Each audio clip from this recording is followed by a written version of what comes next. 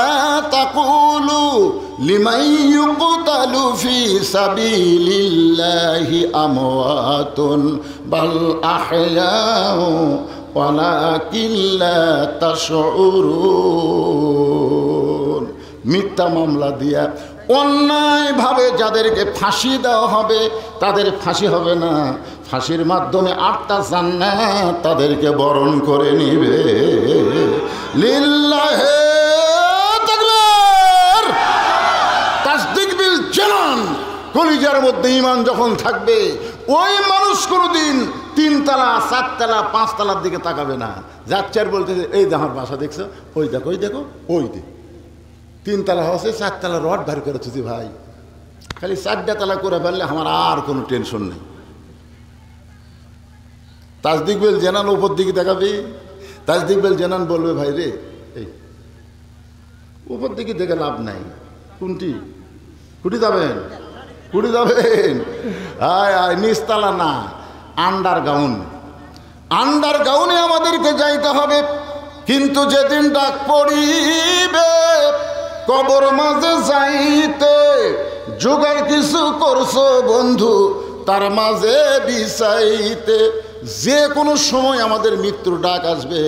এবার ঈদের দিনে ধরেন কোন দিন, ঈদের দিনে 288 জন মানুষ মারা গেল, 288 জন মানুষ মারা গেল ঈদের দিনে। তার মধ্যে 132 জন যুবক মারা গেছে মোটর সাইকেল চালাবার যায়। লা ইলাহা ইল্লাল্লাহু মুহাম্মাদুর রাসূলুল্লাহ। মুহাম্মদ রাসূলুল্লাহ বলার পরে কি বলা লাগবে?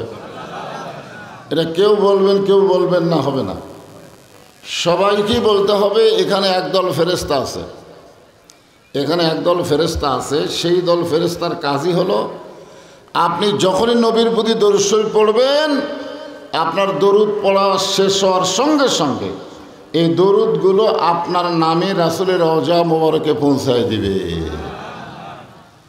আমরা সবাই মদিনায় যাবার পারবো তার কোনো গ্যারান্টি আছে? কিন্তু আমাদের দরুদগুলো মদিনায় চলে যাচ্ছে।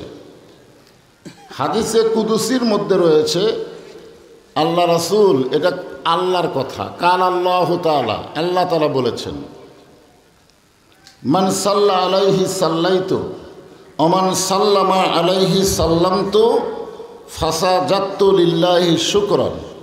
হাদিসের শুরুটা হলো এরকম, ইন্নী লাকিতু জিবরিলা। আল্লাহ রাসূল বলতেছেন একদিন জিবরিল আমিনের সঙ্গে আমার সাক্ষাৎ হলো।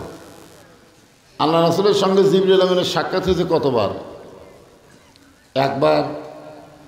24,000 বার, বলেন সুবহানাল্লাহ। কিন্তু 24,000 বারের কথা রাসূল বলে নাই, রাসূল বলেছেন একদিন জিবরিল আমিনের সঙ্গে আমার সাক্ষাৎ হলো। ফেরেশতা জিবরাইল আমাকে বললেন কাল আল্লাহু তাআলা, আল্লাহ তাআলা বলেছেন মান সাল্লা আলাইহি সাল্লাইতু, যে আপনার প্রতি দরুদ শরীফ পাঠ করবে আল্লাহ তার উপর অবারিত রহমত বর্ষণ করবেন। চিন্তা করে দেখেন, অবারিত রহমত মানে কি? সব সময় আল্লাহর দয়া তার উপরে থাকবে। আমান সাল্লাম আলাইহি সাল্লামতু, যে আল্লাহর নবীকে সালাম দিবে আল্লাহ পাক তার জীবনের গুনাহগুলো মাফ করে দিবেন। এই হাদিসকে ব্যাখ্যা করতে গিয়া ইমাম মালিক রহমতুল্লাহ আলাইহি বলেন, হাসরের ময়দানে আল্লাহ যখন হাকিম হবেন, আমরা যারা এখানে বসে আছি আমরা সবাই কি হব? আল্লাহ যদি হাকিম হয় আমরা কি? গোলাম না, আসামি। আল্লাহ যখন হাকিম হবে, আলাইসাল্লাহু বিআহকামিল হাকিমিন, যত হাকিমই দুনিয়াতে থাক এগুলো একটাও হাকিম না, আসল হাকিম হচ্ছে আমাদের আল্লাহ। জোরে কোন কথা ঠিক কিনা? ও যে একটা গান নাই, আছেন আমার মুক্তার, আছেন আমার বারিস্টার, শেষ বিচারের হাইকোর্টেতে তিনি আমায় করবেন পার, আমি পাপী রাসূল জাবিন্দার। আমরা যখন আসামি হয়ে আল্লাহর সামনে দাঁড়াবো ওই সময় আমাদের নবীকে আল্লাহ ওকালতি করার সুযোগ দেবেন। সুবহানাল্লাহ। ওকালতি করা মানে কি? সুপারিশ। সুপারিশ করার। মানজাল্লাযী ইয়াশফাহ, আয়াতুল কুরসিতে পড়বেন, মানজাল্লাযী ইয়াশফাহ ইনদাহু ইল্লা বিইজনিহি। কে আছে আল্লাহর সামনে দাঁড়ানোর মতন? কেউ নাই। আল্লাহ যখন জব্বার আর কাহার নাম ধারণ করে বিচার শুরু করবেন, ওই সময় আল্লাহর সামনে দাঁড়ানোর মতন সাহস কারো হবে না। কিন্তু আল্লাহ যাকে ইচ্ছা করবেন, আল্লাহ যাকে ইচ্ছা করবেন তাকে সুপারিশ করার সুযোগ দেবেন। আল্লাহ ইচ্ছা করবে শুধু একজনকে, তিনি হচ্ছেন ভাগ্যগুণে আমাদের নবী। জোরে কান সুবহানাল্লাহ। হাসরের ময়দানে মনে করেন, আমি বোঝানোর জন্য বলতেছি হাদিসের ব্যাখ্যায়, একটু মনোযোগ দিয়ে শুনবেন। আমাদের নেকি আর পাপ ওজন হয়ে গেছে। ওজন করার পরে দেখা গেল নেকির চাইতে পাপ বেশি। এখন আপনারা বলেন তো, নেকির চাইতে পাপ যদি বেশি হয় তার কি ফতুয়া? ফতুয়া মানে রায়। ফতুয়া মানে কি? ফতুয়া শব্দের অর্থ কি? রায়। তাহলে নেকির চাইতে পাপ বেশি হলে কি হবে আপনারা জানেন না? এই কথা বলতেছেন না কেন? নেকির চাইতে পাপ যখন বেশি হবে, আল্লাহ তখন তাদেরকে জাহান্নামী ঘোষণা করবেন। এখন আপনারা বলেন, আমাদেরকে যদি আল্লাহ জাহান্নামী ঘোষণা করে আমরা দৌড় মারব? এখন দৌড় মারব? জান্নাতি ঘোষণা করলে না হয় মারবো দৌড়, ওরে বাবারে জান্নাত পাইছি। কিন্তু জাহান্নামী যখন ঘোষণা করবে তখন আমরা কেউ যাবার চাবো না। ওই সময় একদল ফেরেশতা আল্লাহর হুকুমে আমাদেরকে ধাক্কায়া ধাক্কায়া জাহান্নামের দিকে নিয়ে যাবে। আমাদেরকে ধাক্কায়া ধাক্কায়া যখন জাহান্নামের দিকে নিয়ে যাবে, ওই সময় আমাদের নবী সুবহানাল্লাহ বলেন, আমাদের সামনে দাঁড়িয়ে যাবেন, দুইখানা হাত প্রসারিত করে দাঁড়িয়ে যাবেন। জাহান্নামের ফেরেশতা বলবে, কে গো আপনি? আজকে হাসরের ময়দানে আল্লাহ কোরআনে ঘোষণা করেছেন, ইয়া আইয়ুহান নাসু তাকু রাব্বাকুম ওয়াখশাউ ইয়াওমান লা ইয়াজজি ওয়ালিদুন আন ওয়ালাদিহি ওয়ালা মাউলুদুন হুয়া জাযিন আন ওয়ালিদিহি শাইয়্যা। হাসরের ময়দানে কেউ কারো পক্ষে থাকবে না। বাপ বেটার পক্ষে হবে না, মা সন্তানের পক্ষে হবে না, বন্ধু বন্ধুর পক্ষে হবে না, কেউ কারো হবে না। সবাই খালি চিন্তা করবে আমার কি হবে, আমার কি হবে। আমরা দুনিয়াতে একটা গান গাই না, মায়ের এক ফোঁটা দুধের দাম কাটিলে গায়েরই চাম, পায়ের জুতা বানাইলে ঋণের শোধ হবে না। এমন দরদি, কি কন? এমন দরদি না, না, এমন দরদি ভবে। এ ভবে বাদ দিচ্ছেন কেন? ভব মানে কি? ভব মানে দুনিয়া। এ গান গায়ক যদি বলতো, এমন দরদি আখেরাতে কেউ হবে না, এ কথা কিন্তু কয়নি। এমন দরদি ভবে কেউ হবে না, মানে ভবের দরদি বহু আছে, বাপ আছে, মা আছে, ভাই আছে, সন্তান আছে, কিন্তু আখেরাতের দরদি কেউ হবে না। আল্লাহ কোরআনে স্পষ্ট বলে দিয়েছেন, সেই কঠিন বিচারের দিনে সবাই সবাইকে ভুলে যাবে, কেউ কারো হবে না। শুধু একজন ভাগ্যগুণে, তিনি হলেন আমাদের নবী। জোরে কোন সুবহানাল্লাহ। কি কপাল আমাকে দেখছেন, আমাদের ভাগ্যটা কত ভালো। একেবারে ফাঁক বন্ধ করে বসেন না কেন? কি হয়েছে ওখানে? ফাঁকের মধ্যে কি সমস্যা? কি হ্যাঁ? আমি এই বছর দিয়ে কয়বার উঁচা করে আসলাম রে বারে, আই রে হাই, এইরকম তো বেসাইজা শ্রোতা দেখিনি।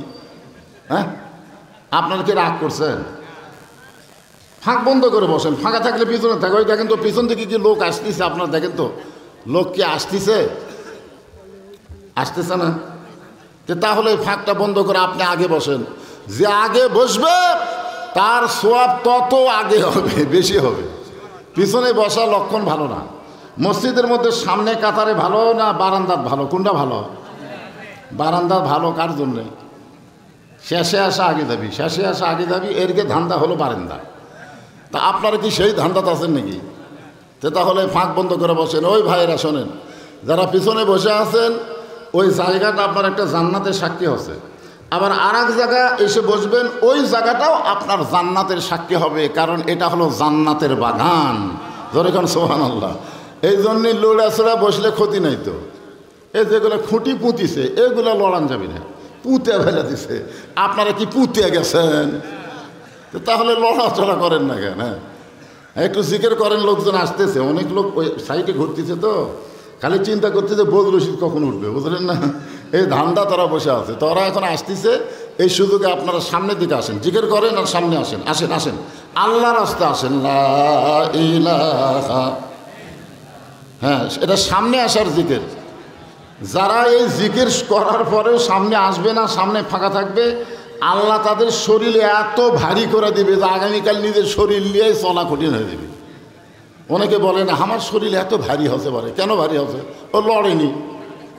হ্যাঁ, এই জন্য একটু লড়াচড়া করে সামনের দিকে আসেন, আসেন আসেন আসেন, সবাই সামনের দিকে আসেন আর জিকির করেন লা ইলাহা ইল্লাল্লাহ, লা ইলাহা ইল্লাল্লাহ, লা ইলাহা ইল্লাল্লাহ, লা ইলাহা ইল্লাল্লাহ, লা ইলাহা ইল্লাল্লাহ, লা ইলাহা,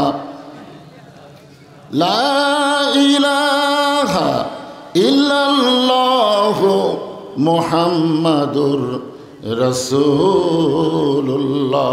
সকলে বলি সাল্লাল্লাহু আলাইহি ওয়াসাল্লাম। তো এখন আমাদের নবী আমাদের সামনে, মনে করেন আপনার আমার সামনে 2 হাত বাড়িয়ে দাঁড়িয়ে যাবে। ফেরেশতারা বলবেন, কে গো আপনি?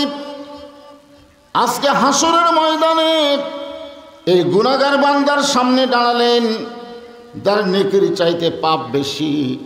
আল্লাহ জাহান্নামে রায় দিছে, সামনে দাঁড়ায় কোনো লাভ নাই। ফেরেশতারা যখন আল্লাহ নবীকে কথা বলবে, নবী কোনো কথাই বলবেন না, নবী কোনো খালি দাঁড়ায় থাকবে। ফেরেশতাদের সাহসও হবে না যে নবীকে ধাক্কা দিয়ে সরিয়ে দিয়ে নবীর উম্মতকে জাহান্নামে নিয়ে যাওয়া, এই সাহসও ফেরেশতাদের হবে না। বলেন সুবহানাল্লাহ। কারণ ফেরেশতারা চিন্তায় পড়ে গেছে যে আজকের এই দিনে কেউ কারো আপন হবে না। আর এই ব্যক্তিটা কে যে জাহান্নামী বান্দার সামনে 2 হাত বাড়ায় দাঁড়ায় গেছে?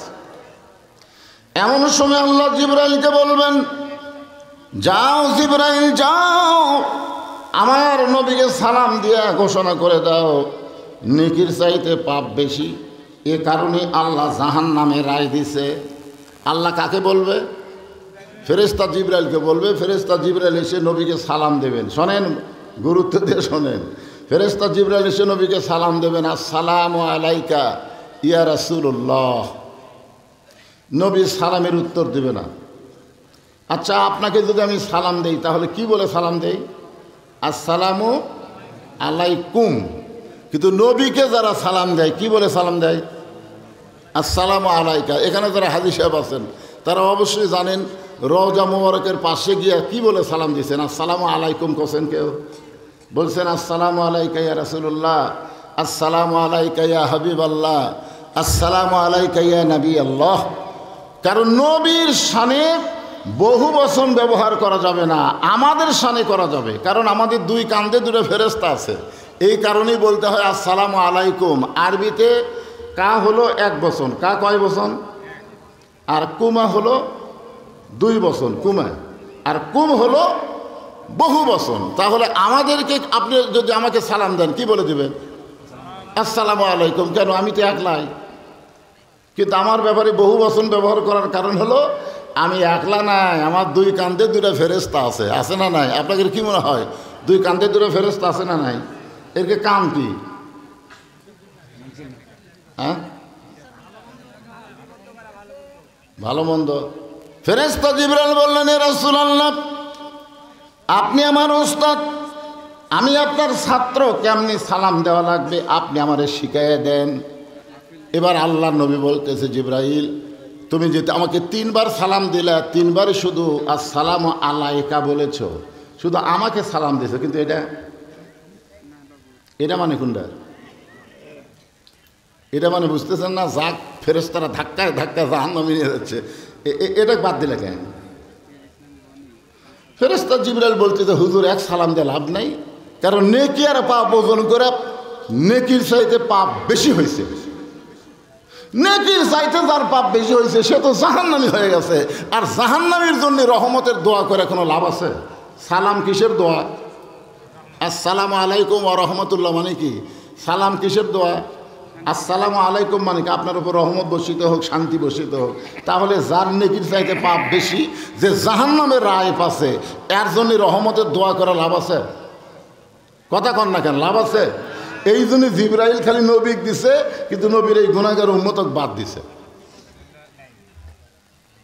আল্লাহ রাসূল বললেন, জিবরাইল তোমার আল্লাহ নেকি আর পাপ ওজন করার সময় আমি নবীকে বাদ দিবার পারে, সালাম দেওয়ার সময় তুমি আমার গুনাহগার উম্মতকে বাদ দিবার পারো, কিন্তু আমি নবী কোনোদিন আমার উম্মতকে বাদ দিব না। সুবহানাল্লাহ কন্যা কেন? আপনার বলেন তো নবী কি খুশি না রাগ? কি রাগ দেখছেন? তোমার আল্লাহ জিবরাইলকে বলতেছে তোমার আল্লাহ নেকি আর পাপ ওজন করার সময় আমি নবীকে বাদ দিয়ে ওজন করতে পারে, সালাম দেওয়ার সময় তুমি আমার গুনাহগার উম্মতকে বাদ দিয়ে আমাকে সালাম দিবার পারো, কিন্তু আমি নবী আমার উম্মতকে কোনো সময়ে বাদ দিবার পারি না। ফেরেশতা জিবরাইল বললেন, হুজুর তাহলে কি করবেন? আল্লাহ রাসূল বললেন, হাকিম আসামির বিচার করবে, সেখানে উকিল থাকবে না। এই বিচার হাকিম করতে পারে, কিন্তু আমি নবী উকিল এই বিচার মানি না। সুবহানাল্লাহ কন্যা কেন? সুবহানাল্লাহ কন্যা কেন? হাকিম একলা একলা বিচার করবে, আমার আসামির বিচার একলাই করবে, উকিল থাকবে না। এই বিচার আল্লাহ করতে পারে, কিন্তু আমি নবী এই বিচার মানি না। ফেরেশতা জিবরাইল বলে, ইয়া রাসূলুল্লাহ তাহলে আপনি কি করবেন? আল্লাহর নবী বলবেন, আমার গুনাহগার উম্মতের জন্য আমি আল্লাহর দরবারে আপিল করলাম। আপিল আছে না নাই? দেখছেন আল্লাহ বলতেছে, জিবরাইল আমি আমার দোস্ত নবীর আপিলকে গ্রহণ করলাম। সুবহানাল্লাহ বলেন। সঙ্গে সঙ্গে নবী আমাদের মতন গুনাহগারের হাত ধরে মিজানের কাছে নিয়ে যাবে। মিজান, মিজান মানে কি? কি সবাই ভালো করে কোন তো মিজান মানে কি? দাঁড়িয়ে পড়লাম। মিজান মানে কি? আরো জোরে, জোরসে বলুন। জোর হলো না, আরো জোরে। এখন অনেকে মনে করি হুজুর মান দাড়ি বলার মিছিল করবে রাখছে রে। খেরে পাগলা, এটা আমার কথা। ওয়াল ওয়াজনা বিল কিস্তি ওয়ালা তুকসিরুল মিজান। আপনারা বলেন তো কোরআনে মিজান আছে না নাই?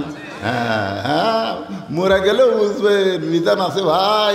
খালি দুনিয়াতে মিজান ছাড়া অন্য জায়গা সিল মারেন মারে। আল্লাহর বান্দার একটু মনোযোগ দেবেন। নবী টানে তার গুনাহগার উম্মতকে মিজানের কাছে নিয়ে গেছে। আল্লাহ বলতেছে, হাবিব নেকির চাইতে পাপ বেশি হয়েছে, এই কারণেই তো আমি জাহান্নামের রায় দিছি। বিশ্বাস যদি না হয় তাহলে আপনার সামনে আবার ওজন দেব। আল্লাহ আবার ওজন দেবে। ওজন দিয়ে দেখবেন নেকির চাইতে পাপ বেশি। নেকির চাইতে কি? আল্লাহ কয় দেখেন তো কি হলো, খামাখা আপিল করলেন এর জন্যে, আর নেকির চাইতে পাপ বেশি। এখন কি হলো? সঙ্গে সঙ্গে আল্লাহ নবী জামার আস্তিনের মধ্যে হাত ঢোকায়া কি যেন বের করে নেকির পাল্লায় দিবেন, সঙ্গে সঙ্গে নেকির পাল্লার ওজন বেশি হয়ে যাবে। আল্লাহ জানার পরেও, আল্লাহ কিন্তু সবই জানে, জানার পরেও জিজ্ঞাসা করবে, নবী আপনি কি দিলেন?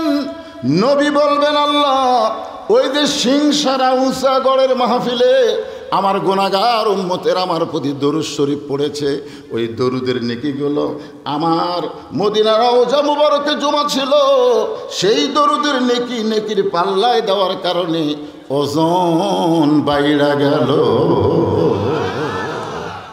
এখন আপনারা বলেন, সেই নবীর নাম শুনে দরুদ পড়তে আমাদের কোনো আপত্তি আছে? আমাদের নবীর নাম হলো মুহাম্মদ রাসূলুল্লাহ। সকলে বলি সাল্লাল্লাহু আলাইহি ওয়াসাল্লাম। আসলে আল্লাহ একজন, একটা সূরা আছে, আপনি যদি একবার পড়েন আল্লাহ খুশি হয়ে আপনাকে 10 পারা কোরআন পড়ার সওয়াব দিবে। আপনারা কি আমার সঙ্গে 10 পারা সওয়াব নেবেন? তাহলে একবার আমার সঙ্গে পড়েন, বিসমিল্লাহির রহমানির রহিম, কুল হু আল্লাহু আহাদ আল্লাহুস সামাদ লাম ইয়ালিদ ওয়া লাম ইউলাদ ওয়া লাম ইয়াকুল লাহু কুফুয়ান আহাদ। আহাদ মানে কয়জন? একজন। আমরা যে আল্লাহর প্রশংসা করলাম, এই প্রশংসা করার এক নম্বর কারণ হলো আল্লাহ দয়া করে রহম করে মুসলমানের ঘরে আমাদেরকে কবুল করেছেন। রুহের জগতে অসংখ্য রুহুর মধ্যে আল্লাহ আমাদের রুহগুলোকে পছন্দ করে এই দুনিয়াতে মুসলমানের ঘরে কবুল করেছে। খুশি না বেজার? আল্লাহ যদি মুসলমানের ঘরে না পাঠায়, হিন্দুর ঘরে পাঠাতো তাহলেই ঠেলা বুঝতেন। যদি ইহুদির ঘরে পাঠাতো, গোটা পৃথিবীর মধ্যে সবচাইতে বদমাইশ, সবচাইতে খারাপ এরা হলো ইহুদির বাচ্চা। জোরে কোন কথা ঠিক কিনা? এই মুহূর্তে ফিলিস্তিন গাজার মুসলমানকে অকাতারে যারা হত্যা করতেছে অন্যায়ভাবে, এরাই হলো ইসরায়েলের শয়তান। জোরে কোন কথা ঠিক কিনা? বেশি দিন চলবে না। আল্লাহ কয় ধরি না ধরলে হাসিনাও তো সেই বারবার ছিল, কয় 42 সালের আগে। কথায় কথায় কয় 42, আল্লাহ কয় 42 নয় 24-এর 5ই আগস্টই খতম। ধরে কোন কথা ঠিক কিনা? আজকে ইসরায়েল মনে করতেছে কি হনু রে। চিন্তা করেন না, নাসরুম মিনাল্লাহি ওয়া ফাতহুন করিব ওয়াবাশশিরিল মুমিনিন। মুসলমানের সঙ্গে আমার আল্লাহ ছেড়ে নাই, অতি সত্তর মুসলমানকে আল্লাহ বিজয় দেবে। সবাই বলে আল্লাহুম্মা আমিন। শুধুমাত্র ফিলিস্তিনের মুসলমানের জন্য আমাদের দোয়া করলে হবে না, দোয়ার সাথে আমাদের চেষ্টাও করা লাগবে। জোরে করার কথা ঠিক কিনা? হ্যাঁ, আলহামদুলিল্লাহ। একটু খেয়াল করবেন, আল্লাহ আমাদেরকে দয়া করে মুসলমানের ঘরে কবুল করে আমাদের জন্য আল্লাহ বলেছেন। এই দেখেন কোরআন আল্লাহ বলতেছেন, ওয়ামাইয়াবতাগি গায়রাল ইসলাম দীনান ফালাই ইউকবালা মিনহু। এই আয়াতের বাংলা অর্থ কি? এই আয়াতের বাংলা অর্থ হলো ইসলাম ছাড়া, এই খেয়াল করে শুনবেন, ইসলাম ছাড়া অন্য কোনো জীবন ব্যবস্থা, ধর্ম কেউ যদি গ্রহণ করে, আল্লাহ বলেছেন কখনোই কবুল করা হবে না, কখনোই কবুল করা হবে না। তো এখন চিন্তা করে দেখেন, আল্লাহ আর এক জায়গায় বলেছেন ইন্নাদ দীনা ইনদাল্লাহিল ইসলাম। আল্লাহর কাছে একমাত্র মনোনীত জীবন বিধানের নাম কি? তাহলে আমাদেরকে দুনিয়াতে জন্মের সাথেই আল্লাহ ইসলামের মধ্যে কবুল করছে। এখানে আমরা বুঝবার পারতেছি আল্লাহ আমাদের পক্ষে আছে। আল্লাহ যদি আমাদের বিপক্ষে থাকতো, অন্য ধর্মের মধ্যে আমাকে ফেলে দিত। আল্লাহ তাআলা শুধু জন্মসূত্রে মুসলমানের ঘরে কবুল করে নাই, আল্লাহ আমাদেরকে বিশ্বনবীর উম্মত হিসেবে কবুল করেছেন। সুবহানাল্লাহ বলেন। আচ্ছা আপনারা বলেন তো, বিশ্বনবীর উম্মত হওয়ার মধ্যে লাভ কি? এতক্ষণ যে ওয়াজ শোনালাম, কিছু বুঝবার পারলেন না? তাহলে জোরে সোরে বলেন আলহামদুলিল্লাহ। আল্লাহর প্রশংসা করার কারণ হলো যে কোরআন থেকে আপনারা আলোচনা শুনবেন, এ কোরআনের ছোট্ট একটা সূরা আপনাদের সামনে আজকে আলোচনা হবে। সূরাটার নাম হলো আসর। আসর মানে সময়। আসর মানে কি? আল্লাহ সময়ের কসম করেছেন। আপনারা বিশ্বাস করে বলেন তো ভাই, এই মেয়ে মানুষ যতদিন বাংলাদেশের ক্ষমতাটা ছিল, ততদিন আমরা কেমন ছিলাম? আর এই মরদ মানুষ যেদিন থেকে বাংলার ক্ষমতা বসলো, এখন আমরা কেমন আছি?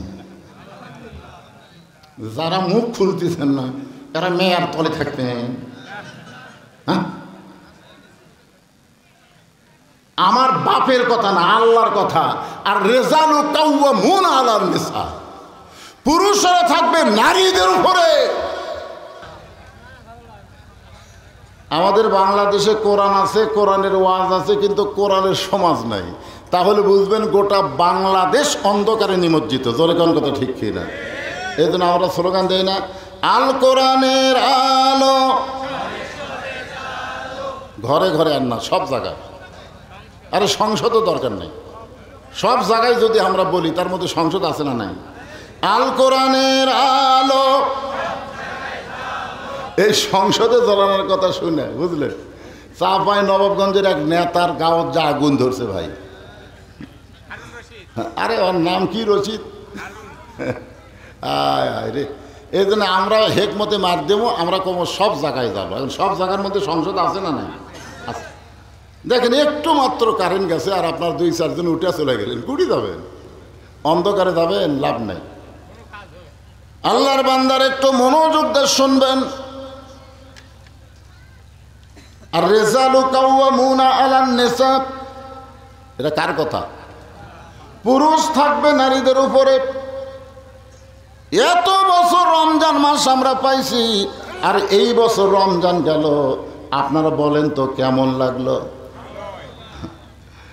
যখন ক্ষমতাতে ইউনূস বসলো, বুঝলেন, তখন ভারত যে হারে বাংলাদেশক চাপে ধরবার চাইলো, আমরা মনে করছিলাম শেষ শেষ। তখন আমি একটা গজল গাইছিলাম, ইউনূস নবীরে খাইল মাছেতে গিলিয়া, ফেরেশতা পাঠাইলেন আল্লাহ ইসমে আজম দিয়া, দমে দমে সে হরদম পরে সে ইসমে আজম, মাছেরই উদর হইতে বাঁচাইলা প্রাণ। আল্লাহু আকবার। সবাই বলেন আল্লাহু আল্লাহু, তুমি জানলে জালালুহু, শেষ করা তো যায় না গে তোমার গুণগান। একটা মাছ ইউনূস নবীকে খাওয়ার পরে হজম করতে পারে নাই, নদীর কিনারায় উগলে গেছে। তুমি ভারত যতই চেষ্টা করো, আমাদের বাংলার বর্তমান ইউনূসকে গিলতে পারবে না।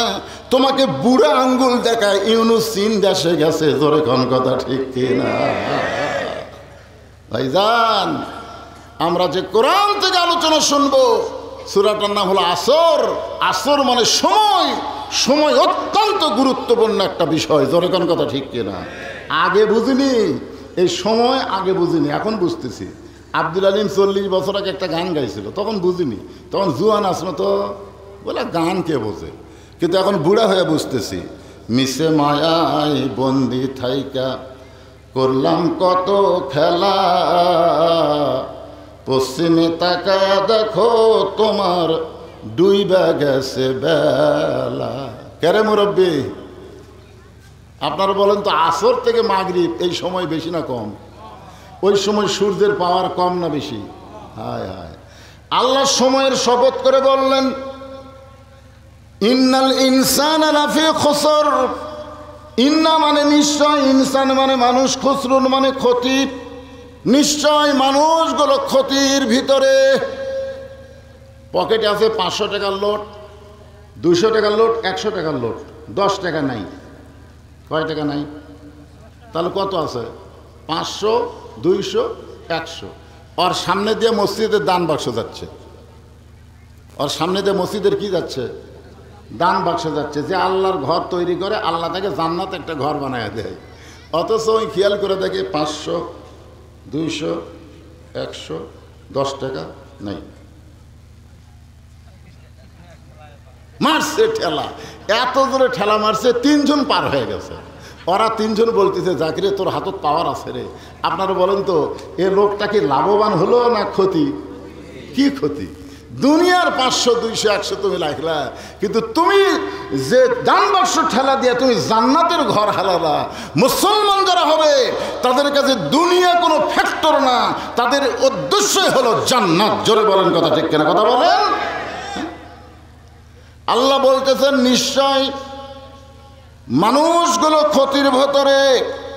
ইন্না মানে নিশ্চয়, ইনসান মানে মানুষ, লাফি মানে ভিতরে, খুসরুন মানে ক্ষতি। নিশ্চয় মানুষগুলো ক্ষতির ভিতরে। এখন আপনারা বলেন, এ মানুষকে আল্লাহ তৈরি করছে রাগ করে না দয়া করে? দেখেন, মানুষ তৈরির কথা বলতে যায়, আল্লাহ 4টা শপথ করছে। কয়টা বলবো? হ্যাঁ, খুব খেয়াল করে শোনেন। অতীন কয়টা হলো? 1। ওয়াজাইতুন, অতুরি সিনিন, ওয়াহাজাল বালাদিল আমিন। এরপরে আল্লাহ বলতেছেন, লাকাদ খলাকনাল ইনসানা ফি আহসানি তাকওয়িম। দেখছেন, মানুষের কথা বলতে যায় আল্লাহ নিজে চারটা শপথ করে বললেন, মানুষকে সর্বোত্তম আকৃতি দিয়ে আমি আল্লাহ সৃষ্টি করেছি। আমি আল্লাহ সবচাইতে উত্তম আকৃতি সুন্দর করে সৃষ্টি করেছি। আর সেই মানুষকে আল্লাহ বলতেছেন, ইন্নাল ইনসানা লাফি খুসর, নিশ্চয়ই মানুষগুলো ক্ষতির ভিতরে। তাহলে এত সুন্দর করে তৈরি করে তাদেরকে আল্লাহ ক্ষতির মধ্যে ফেলাবে? এই কথা কিন্তু আল্লাহর রাগের কথা না, এই কথা কিন্তু আল্লাহর দয়ার কথা। ধরে এখন কি কথা? বেটা এখন ব্যবসা শুরু করছে, বাপ বলতেছে, কে রে তুই যে ব্যবসা করিস তোর লাভ হবে, এই তোর লাভ হবে। বেটা কয়, দুনিয়ার সব মানুষ কয় আমার ব্যবসার লাভ হবে, আর আপনি কন তোর লাভ হবে? আপনি বাপ হয়ে এটা কী কন? বাপ কয়, সবার তোর উপর দরদ নাই রে, কিন্তু আমার দরদ আছে। বর্তমান যে সময় চলতেছে, এই সময়ে সবাই তোর কাছ থেকে বাকি খাবি, টাকা চালে তোর দোকান তুলে দেবার চাবি। জোরে কোন কথা ঠিক কি না? বর্তমান সময় ভালো কথা কন না কেন ভাই? একটা ছোটো বাচ্চা আমার কাছে আইসে, হুজুর সবসময় কান্দে, রাত্রে শোবার যায়, 1 ঘন্টা না কানলে ঘুমায় না, একটু দোয়া দরুদ পড়ে দেন তো। আমি সূরা ফাতিহা পড়ে, সূরা ফালাক নাস পড়ে ফু দিলাম, লিয়ে গেল। পরের দিন আসে কয়, হুজুর দোয়া দেওয়ার পর আরও বেশি কান্দে। আমি তখন 1 গ্লাস পানির মধ্যে সূরা ফাতিহা তেলাওয়াত করলাম, আয়াতুল কুরসি তেলাওয়াত করে ফু দিয়ে বললাম, আচ্ছা ঠিক আছে এই পানি পান করো। লিয়ে গেল পানি আর বাচ্চাকে। পরের দিন আসে কয়, হুজুর এই পানি খিলানোর পরে আরও বেশি কান্দে। আমি বললাম, মা তাহলে তোমার নিয়ত কি? বলে, দোয়া দরুদের বর্তমান সময়ে দোয়া দরুদের খাওয়া নেই, বর্তমান সময়ে দোয়া দরুদ আর চলবে না। আমার মনটা খুবই খারাপ হলো। এটা কি সময় চলতেছে যে সময়ে দোয়া দরুদের সন্তানের কান্না থামে না? কয়েক মাস পরে বললাম, মা খবর কি? বলে, আর কান্দে না। কোন দোয়ায় ভালো হলো? কয়ের বাপ একটা মোবাইল কিনে দিছে, যখনই কান্দে তখনই চালু করে দেয়, আর কান্দে না। আপনি জানেন হুজুর, আমার সন্তান মোবাইল ছাড়া ভাতও খায় না। তাহলে যে সময়ে দোয়া দরুদ দিয়ে কাম হয় না, মোবাইল দিয়ে সন্তানের কান্না থামে, এই সময় ভালো। জোরে কান, এই সময় ভালো। এই সময় যুবকগুলো সব কোরআনের মাহফিলে এসে বসে কোরআন থেকে হেদায়েতের খোরাক নেওয়া দরকার। অত যেই যুবকগুলো রাস্তায় ঘুরতেছে, আর কতগুলো মেয়ে মানুষ আইছে অবিবাহিত, এরাও আসে আবার মিস কল মারতেছে। ওয়াজ কিন্তু শুনবার আসেনি, 2 জন গেলে কল মারবার আছে। যেরকম কি মারবার আছে? হ্যাঁ, এই জন্যে খুব খেয়াল আমার মা বোনদের জন্যে। আমি বলতেছি, মা পর্দার ভিতরে বসেন, আপনাদের জন্য সুন্দর সুন্দর আলোচনা আজকে আমি করবো ইনশাআল্লাহ। আল্লাহ বলতেছেন, এই ক্ষতির মধ্যে তোমাদেরকে আমি ফালাবো না, কারণ বড় আদর করে তোমাদেরকে আমি তৈরি করেছি, তোমরা ক্ষতির মধ্যে পড়ো, এটা আমি আল্লাহ চাই না। এ কারণে আল্লাহ বললেন, ইল্লাল লাযীনা আমানু ওয়া আমিলুস সলিহাতি ওয়া তাওয়াসাউ বিল হক ওয়া তাওয়াসাউ বিস সবর। এখানে কয়টা? 4টা। আমার দিকে খেয়াল করেন, খুব খেয়াল করে শোনা লাগবে। বিয়া খেয়াল হলে শুনবে কয়টা? 4টা। 1 নম্বর কি? ঈমান। জোরে গান, 1 নম্বর কি? ঈমান। 1 নম্বর হলো ঈমান। ঈমান যদি না থাকে, আপনি যতই আমল করেন, কোনো আমল আল্লাহর দরবারে কবুল হবে না। 1 নম্বর লাগবে ঈমান। ঈমান সম্পর্কে চাইলেন, ইয়া রাসূলুল্লাহ ঈমান কি একটু বুঝাই দেন।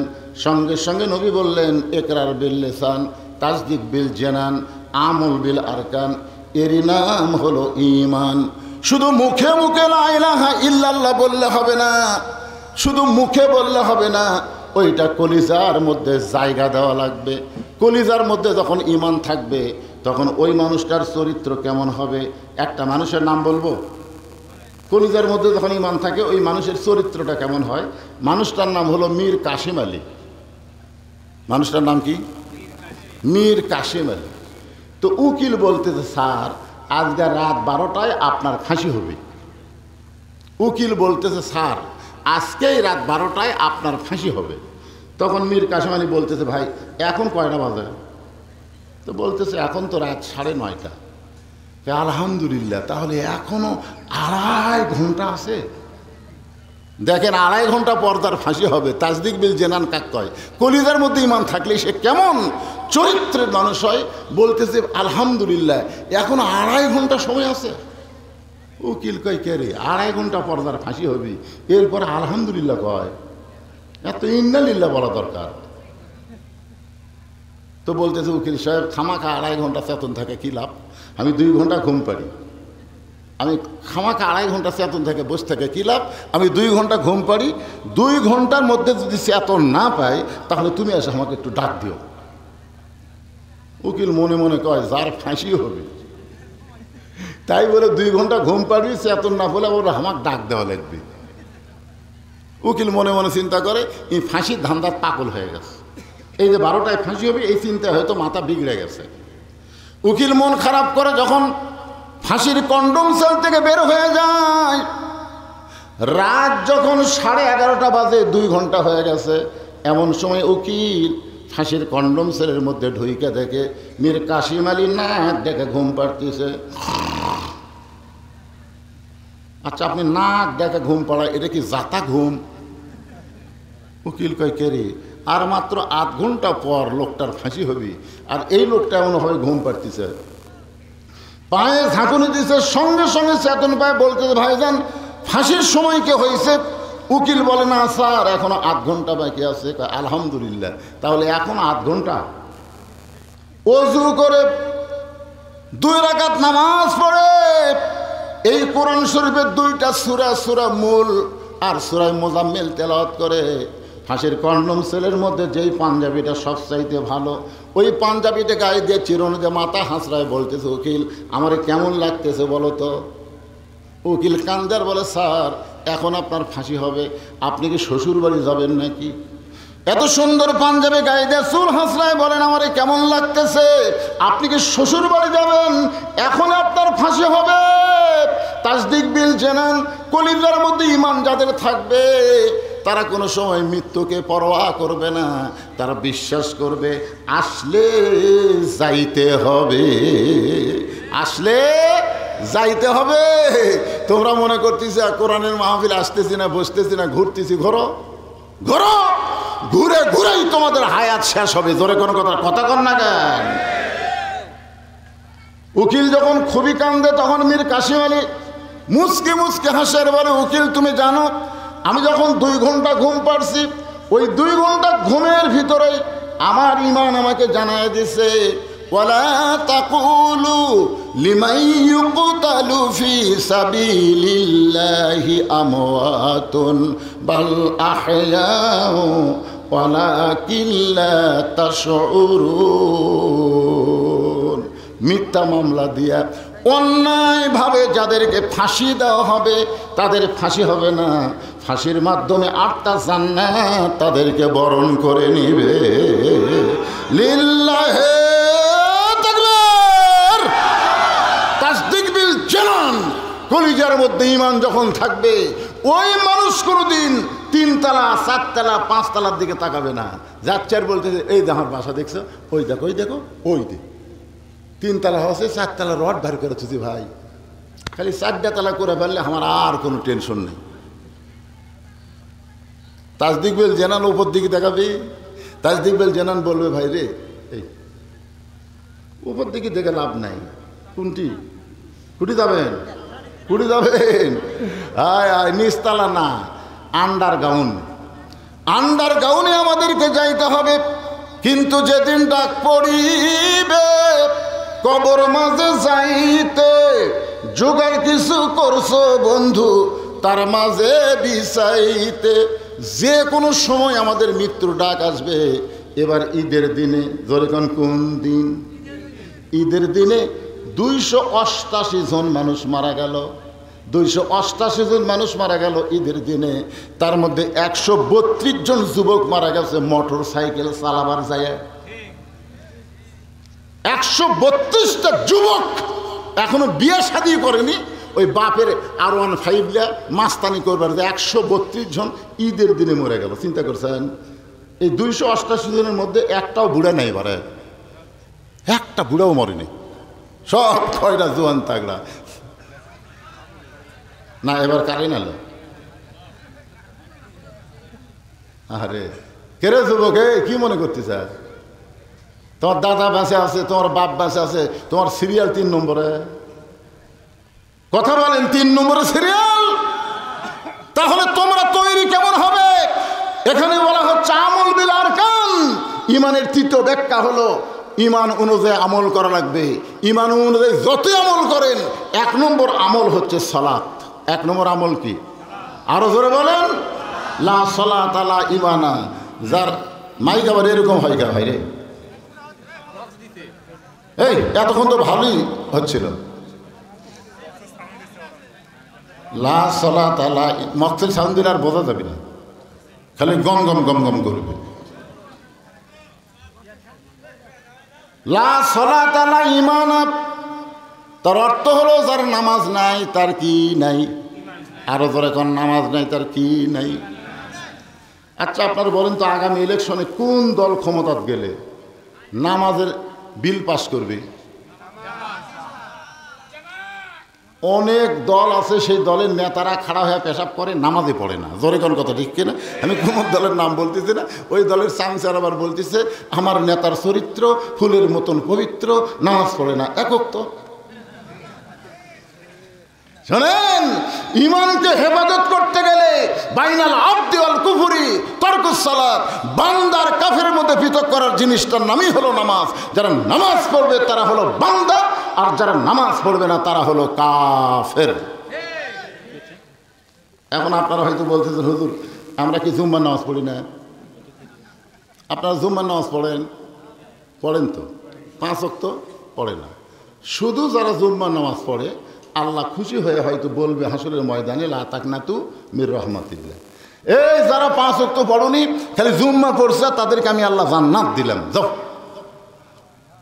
তখন জুম্মা বাড়িতে খুশি হবি ভাই, গাইরি খালি জুম্মা পড়ছি তাই আল্লাহ জান্নাত দিল। এক দৌড় মারবে, যাই দেখবে জান্নাতের দরজার বিশাল একটা তালা। তখন জুম্মালা বলবে আল্লাহ জান্নাত দিলেন, কিন্তু দরজার যে তালা, আল্লাহ বলবে খুঁজে দেখ চাবি তোরকে কাছে আছে।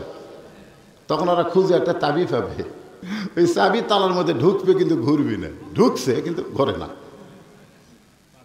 আল্লাহ চাবির মধ্যে ঢুকলো ঘরে না কেন? আল্লাহ বলতেছে তালার মধ্যে 5টা দাগ আছে, তোর চাবির মধ্যেও 5টা দাগ থাকা লাগবে, দাগে দাগে মিল হবি, কুট্টুস করে খুলে যাবি। এখন দেখতো চাবি বার করা খবর কি? তেল তেলা। তখন আল্লাহ বলবে জান্নাত দেখে ফেরত আয়। যারা খালি জুম্মা মারতেছেন, 5 ওয়াক্ত ধরতেছেন না, তারা জান্নাত দেখবার পারবেন কিন্তু ঢুকবার পারবেন না। 5 ওয়াক্ত নামাজ যখন জনগণ পড়বে, আল্লাহ কোরআনে বলেছেন ইন্নাস সালাতা তানহা আনিল ফাহশাই ওয়াল মুনকার, একমাত্র নামাজই পারে যাবতীয় বেহুদা ফাহিশা খারাপের কাছ থেকে বিরত রাখে। 5 ওয়াক্ত নামাজ যদি কোনো ছেলে ধরে, ও কোনোদিন আর্জেন্টিনার সাপোর্টার হতে পারবে না। 5 ওয়াক্ত নামাজ যদি কোনো ছেলে ধরে, ওর হাতে মোবাইল থাকবে কিন্তু ও কোনোদিন অশ্লীল ভিডিও দেখতে পারবে। কথা কন না কেন? আমি খালি জুম্মাওয়ালার কথা বলতেছি না। 5 ওয়াক্ত যারা পড়ে, থাক না কেন মোবাইল, 4G হোক 5G হোক, মোবাইল থাকবে, অশ্লীল ভিডিও দেখবার গেলেই ওর নামাজ ওকে বাধা দেবে। কারণ আল্লাহ বলেছে ইন্নাস সালাতা তানহা আনিল ফাহশাই ওয়াল মুনকার, একমাত্র নামাজই পারে মানুষকে যাবতীয় বেহুদা এবং ফাহিশা খারাপি কাজ থেকে হেফাজত করতে। আপনারা বলেন তো আল্লাহর এই কথা কি মিথ্যা? আস্তাগফিরুল্লাহ আল্লাযী লা ইলাহা ইল্লা হুয়াল হাইয়ুল কাইয়্যুম আতুবু ইলাইহি। আল্লাহুম্মা সাল্লি আলা মুহাম্মদ, আল্লাহুম্মা বারিক আলা মুহাম্মদ। ভাই দোয়া করে দিলাম। আল্লাহুম্মা আমিন। আল্লাহুম্মা আনতাস সালাম ওয়া মিনকাস সালাম, তাবারাকতা ইয়া যাল জালালি ওয়াল ইকরাম। আয় আল্লাহ, যা হয়েছে যতটুকু হয়েছে আল্লাহ তার মধ্যে তুমি বরকত দিও আল্লাহ। আজকের মাহফিলের শুরু থেকেই বুঝতে পেরেছি এই মাহফিল নিয়ে চক্রান্ত চলেছে, ষড়যন্ত্র চলেছে। আল্লাহ সমস্ত চক্রান্ত ষড়যন্ত্র থেকে আল্লাহ মাদ্রাসাকে তুমি হেফাজত করো। এই মাদ্রাসাকে অত্র এলাকার জন্যে নূরের খুঁটি হিসাবে আল্লাহ তুমি কবুল করে নাও আল্লাহ। আল্লাহ আজকে যারা নগদে বাকিতে দান করেছে আল্লাহ, সবার দানকে তুমি জান্নাতের বিনিময়ে কবুল করে নাও। আজকের মাহফিলের সম্মানিত সভাপতিকে আল্লাহ তুমি কবুল করো। আজকের মাহফিলের সহসভাপতিদ্বয়কে কবুল করো আল্লাহ। যারা আরও সভাপতি সহসভাপতি রয়েছে আল্লাহ, বিশেষ অতিথি রয়েছে আল্লাহ, সুদীজন আলেম ওলামা, হাফিজ কারিম মুয়াজ্জিন, মুরব্বী, যুবক, কচিকাঁচা, পর্দার অন্তরালের মা বোনের আল্লাহ, আল্লাহ সবাইকে তুমি কবুল করো আল্লাহ, সবাইকে মাফ করে দাও আল্লাহ। পরিশেষে এই মাদ্রাসাকে তুমি কিয়ামত পর্যন্ত কবুল করে নাও। মাদ্রাসার 2টা হাফেজা বের হয়েছে আল্লাহ, তাদেরকে আবেদা সালেহা পর্দানিশি কবুল করে মা ফাতেমার চরিত্র দান করে দাও। আগামীতে আরও মেয়ে যেন কোরআনে হাফেজা হয়ে বের হয়, আরও ছেলে যেন কোরআনে হাফেজ হয়, এমন একটা ভালো শক্তি, ভালো একটা ইমানি শক্তি মাদ্রাসায় দান করে দাও আল্লাহ। মাদ্রাসার প্রতি তোমার নূরের বাতি, নূরের আলো জ্বালায় দাও আল্লাহ। সকলে মিলেমিশে যেন মাদ্রাসার পক্ষে কাজ করতে পারে সেই তৌফিক দিয়ে দাও। কিসের দল? মরে গেলে সঙ্গে সঙ্গে ইন্নালিল্লাহ সবাই পড়ি, একসঙ্গে জানাজা পড়ে তাকে দাফন করা হয়। আমরা দলাদলি করে মাদ্রাসার প্রতি বিদ্বেষ না ছড়ায়া মাদ্রাসার মহব্বত কলিজার মধ্যে এনে আগামীতে আমরা মাদ্রাসার পরিসর আর উন্নতি করতে পারি সে তৌফিক আল্লাহ তুমি দিয়ে দাও আল্লাহ। আজকে মাহফিল যিনারা পরিচালনা করলেন, কষ্ট করলেন, আল্লাহ সবাইকে মাফ করে দাও। সুবহান রাব্বিকা রাব্বিল ইজ্জাতি আম্মা ইয়াসিফুন ওয়া সালামুন আলাল মুরসালিন আলহামদুলিল্লাহি রাব্বিল আলামিন। ওয়াজাল আখিরাতি কালিমাতুনা ইনদাল মাউতি। সকলে পড়েন লা ইলাহা ইল্লাল্লাহু মুহাম্মাদুর রাসূলুল্লাহ সাল্লাল্লাহু আলাইহি সাল্লাম। আসসালামু আলাইকুম।